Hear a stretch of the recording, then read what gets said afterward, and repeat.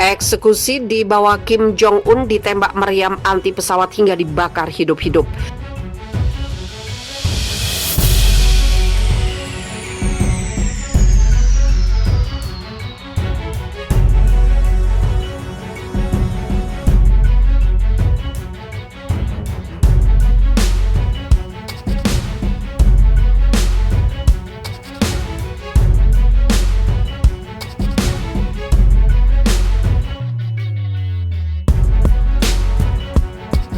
Selama kurang lebih 10 tahun berkuasa, pemimpin Korea Utara Kim Jong-un telah memerintahkan sejumlah eksekusi menggunakan brutalitas dan ketakutan.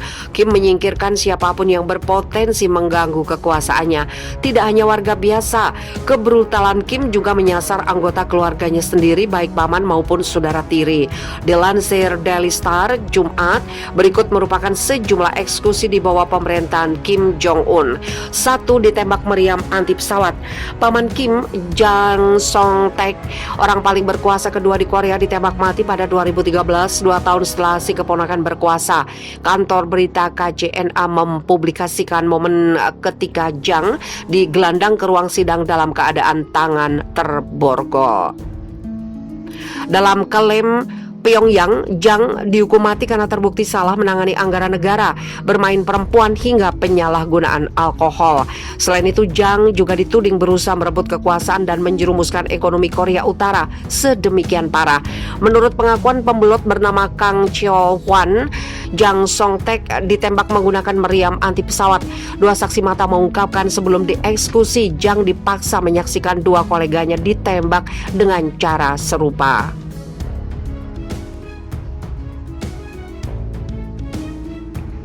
Dua terpidana sebelumnya dieksekusi dan lenyap begitu saja dengan darah mereka terpercik di Jang. Seketika dia pingsan, kata saksi tersebut. 2 dibakar hidup-hidup dengan penyembur api. Pada 2014, Kim mengeksekusi seorang pejabat Korea Utara setelah sebelumnya dia menyebutnya sebagai musuh negara. Oh Sang-hon yang kala itu menjabat sebagai wakil Menteri Keamanan Publik dibunuh karena berhubungan dengan Jang.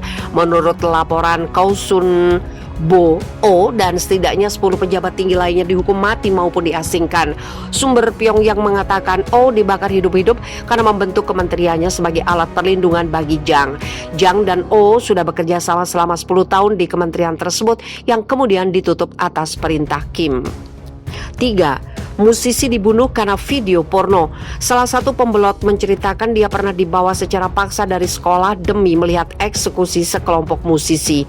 Haeyeon Lim meninggalkan Korea Utara pada 2016 dan mengungkapkan seperti apa hidup di bawah rezim Kim Jong-un.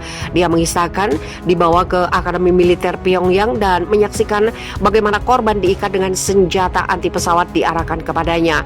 Begitu senjata ditembakkan, suaranya memekakkan telinga, sangat menakutkan mendengar tembakan bersautan, kata dia kepada Daily Mirror.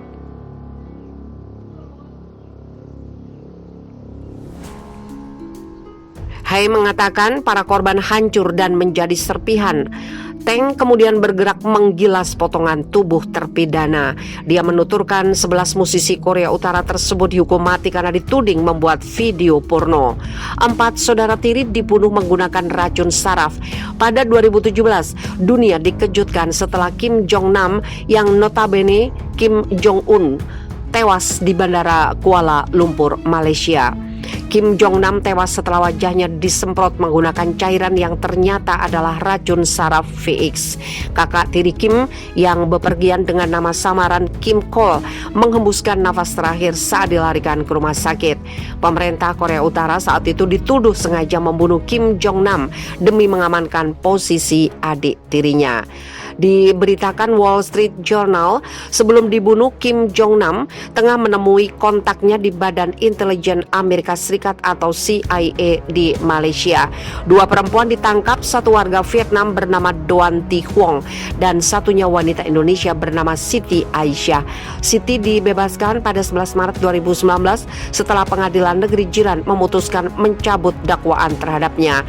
Sementara Doan mengaku bersalah atas dakwaan perbuatan menyebabkan korban dan divonis 3 tahun penjara.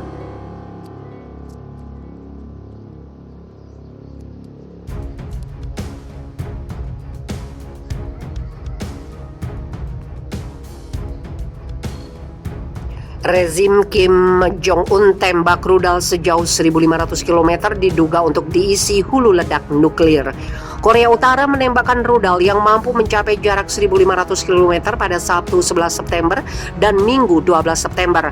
Negara yang dipimpin oleh Kim Jong-un tersebut mengungkapkan penembakan tersebut adalah uji coba rudal jarak jauh.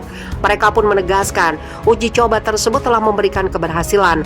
Namun pengamat menilai bahwa uji coba tersebut merupakan langkah Kim Jong-un untuk mengisinya dengan hulu ledak nuklir. Seperti diungkapkan KCNA Senin 13 September dan dikutip dari Al Jazeera, rudal yang telah dikembangkan selama 2 tahun itu sukses mencapai target sejauh 1.500 km.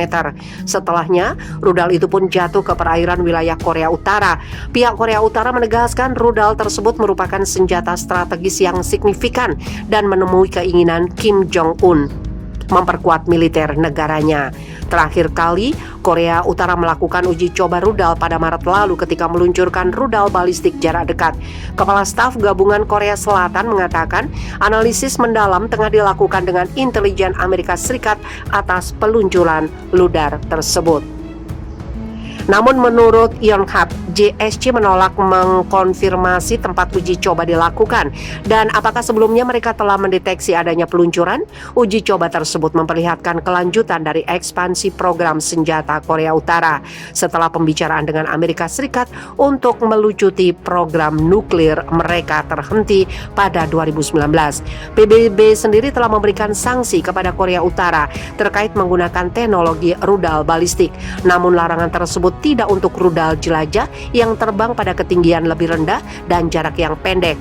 Pengamat Leif Erik Astley, Profesor Studi Internasional di Universitas Perempuan LH, menilai uji coba tersebut provokatif.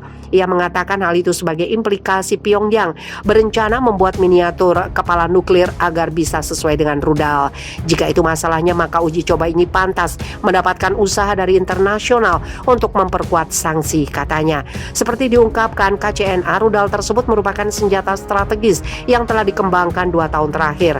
Senjata itu juga menjadi elemen kunci pada rencana 5 tahun yang digaungkan pada Januari lalu untuk meningkatkan ilmu pengetahuan pertahanan dan senjata. Rincian tes pada bagian dari rudal, skor dari dorongan dasar mesin, berbagai tes penerbangan, tes kontrol dan bimbingan, dan juga tes kekuatan hulu ledak dan sebagainya.